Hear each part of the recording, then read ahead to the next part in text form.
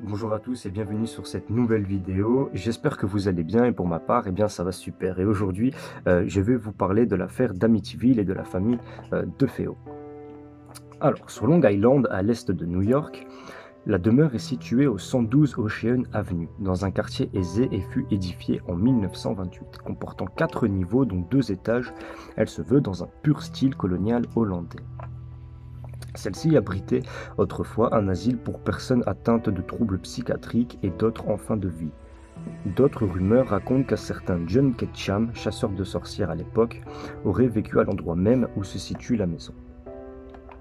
Ayant eu vent de ces histoires, la famille de Feo avait d'ailleurs appelé leur maison d'une pancarte High Hopes, que l'on pouvait traduire par grand espoir.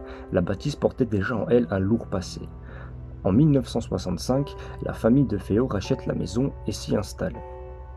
Elle est composée des parents Ronald DeFeo Sr. et son épouse Louise Brigante. Le couple aura 5 enfants, le plus âgé, Ronald Jr., 23 ans au moment des faits, Dawn, 18 ans, Allison, 13 ans, Mark, 12 ans et John, 9 ans. Ronald Sr. était ce qu'on appelle un élève médiocre, rien ne l'intéressait et il quittera l'école d'ailleurs à l'âge de 16 ans. Son père l'oblige à venir travailler avec lui en tant que mécanicien dans sa société de concession. Mais là encore, ce fut sans succès. Et Ronald commença très vite à prendre de la drogue, se renfermer sur lui-même et n'hésitant pas à voler pour satisfaire ses besoins. Et les relations entre le père et le fils, il faut savoir qu'ils étaient catastrophiques. Et il a été rapporté que Ronald Senior se montre d'ailleurs souvent violent à l'égard de son fils, n'hésitant pas à lui porter des coups. Alors qu'il n'a que 22 ans, en 1973, Ronald Jr. braque un revolver sur son père, mais l'arme s'enraya au dernier moment. Il n'en était donc pas à son premier essai. Dans la nuit du mercredi 13 novembre 1974 à 3h14, Ronald Jr. s'empare d'une carabine, monte à l'étage et abat un par un tous les membres de sa famille durant leur sommeil. Il expliquera plus tard aux policiers qu'il était dans un état de transe, qu'il n'était plus lui-même et que des voix lui ont ordonné de commettre ces meurtres. Ronald courut au Henry's Bar en hurlant « Venez vite, venez m'aider, je crois que mes parents ont été tués ». 6 hommes du bar le suivent en voiture jusqu'à sa maison. Ronald se précipita à l'intérieur, tandis qu'un autre lui suggérait de ne pas entrer au cas où le tueur serait toujours à l'intérieur. Joe Yeswit, un homme du groupe, téléphone alors à la police pour les informer de ce qu'il venait de se passer. Et 10 minutes plus tard, les forces de l'ordre arrivent sur place. Pour sa propre sécurité, Ronald Sr. est d'abord emmené au poste et les soupçons concernant les meurtres se tournent d'abord vers Tony Mazzeo, un tueur à gages de la mafia bien connu par les autorités locales. Mais Mazzeo avait un alibi solide pour la nuit des meurtres et celui-ci a pu être facilement vérifié. Et très vite, en écoutant la version de Ronald, les policiers se rendent compte qu'il y a beaucoup d'incohérences. Et selon lui, il avait quitté la maison à 4 heures pour se rendre au travail. Après plusieurs heures d'interrogatoire, il avouera finalement s'être réveillé cette nuit-là devant la télévision, s'être armé d'une carabine, puis est monté à l'étage où dormaient ses parents et ses frères et sœurs et n'était plus en mesure de s'arrêter dès le premier coup de feu tiré. Il a ensuite ramassé les douilles tombées au sol et déclare avoir pris un bain et a ensuite pris le temps de nettoyer certaines taches de sang. Ronald a comparu devant la cour le 22 septembre 1975 et son avocat William Weber plaida la folie. La thèse de l'aliénation mentale fut retenue par le psychiatre Daniel Schwartz, mais l'accusation soulignera que Ronald était un grand consommateur d'héroïne et d'LSD, qu'il avait aussi une personnalité antisociale et était tout à fait conscient au moment des faits. Voilà. Le 21 novembre 1975, Ronald DeFeo fut reconnu coupable des meurtres et le 4 décembre 1975, le juge Thomas Stark le condamna à 6 peines consécutives d'emprisonnement de 25 ans chacune. Aujourd'hui encore, accusé de machination, il faut savoir que la famille Lutz à l'époque faisait face à d'innombrables problèmes d'ordre financier et bon nombre d'experts pensent encore qu'il s'agit là de supercheries montées de toutes pièces afin de pouvoir promouvoir la vente d'un livre et ainsi pouvoir créer une affaire florissante. Et les faits évoqués ont pour la plupart pu être démontrés comme impossibles, tout comme certains faits ont finalement pu trouver une explication bien rationnelle. George et Cathy Lutz emménagent avec leur enfant le 18 décembre 1975, soit 1 an et 5 jours après les meurtres. Ayant eu peu de moyens, ils ont fait là une très bonne affaire parce qu'il faut savoir qu'ils achètent la maison entièrement meublée pour 400 $ seulement. Et George Lutz fit directement appel au père Ralph James Pecorajo afin de bénir les lieux et son passé sordide. Lorsqu'il se rendit à l'étage et plus précisément dans la chambre que Mark et John partageaient, une voix venue nulle part lui hurla de sortir. Le père Pecorajo met en garde George et lui fait part de ce qui s'est passé et lui suggère en fait fortement de ne pas s'en servir comme chambre à coucher tout simplement. Mais le 24 décembre, il est pris d'une forte fièvre et des cloques apparaissent sur ses mains ainsi que des stigmates.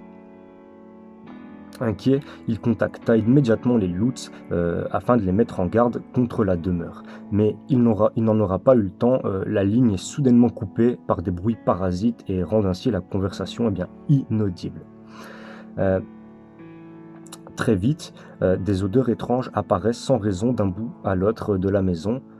Tantôt on pouvait y sentir un parfum de femme, tantôt des odeurs écœurantes d'excréments et Cathy dira que ça sent l'œuf pourri. C'était à n'y rien comprendre. Elle remarqua également que son mari changea d'attitude, devenait plus renfermé, de plus en plus distant et agressif, alors qu'il avait lui pour habitude d'être si ouvert et si jovial.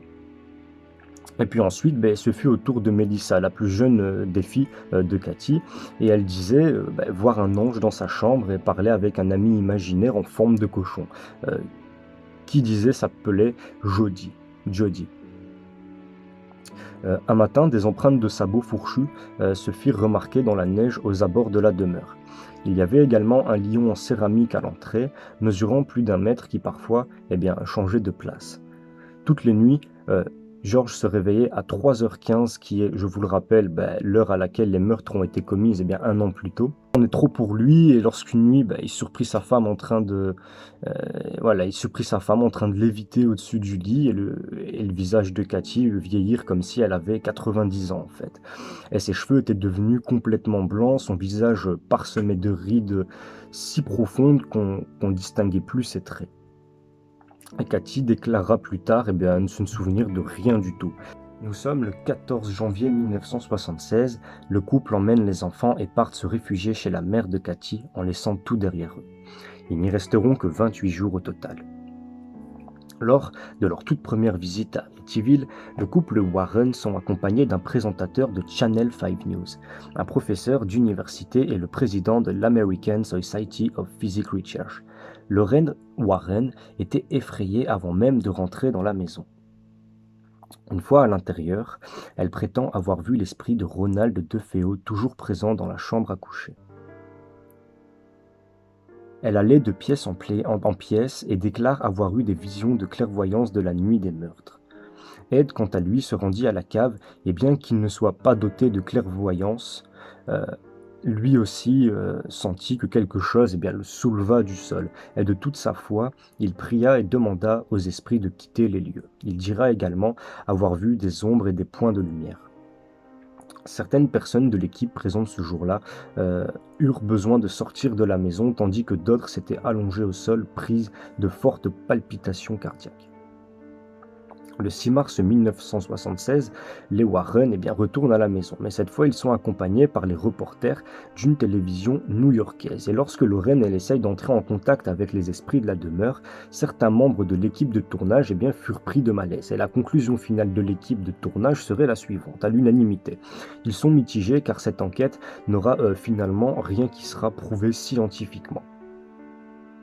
Seulement voilà, la maison connue depuis de nombreux propriétaires successifs, mais aucun d'entre eux ne rapportera des événements étranges en fait. Et ils sont d'ailleurs tous unanimes sur la question, il ne s'y est jamais rien et produit de suspect, il n'y a pas de quoi se poser de questions.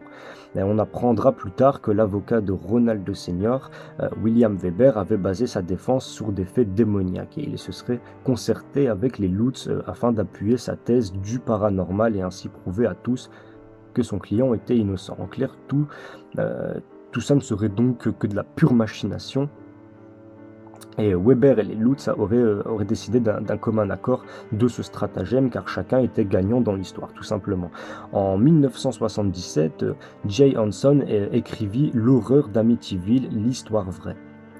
Et ce sera un succès planétaire. Et les Lutz auraient ainsi réussi leur pari fou et leur permettre de s'extirper de leurs problèmes financiers, tout simplement. Et d'ailleurs, d'autres suites et best-sellers verront le jour avant de passer dans les mains de cinéastes. Et aujourd'hui, George et Cathy Lutz sont tous deux décédés. Et jusqu'à la fin, ils se sont défendus donc, contre ces rumeurs qui les accusaient de tromperie.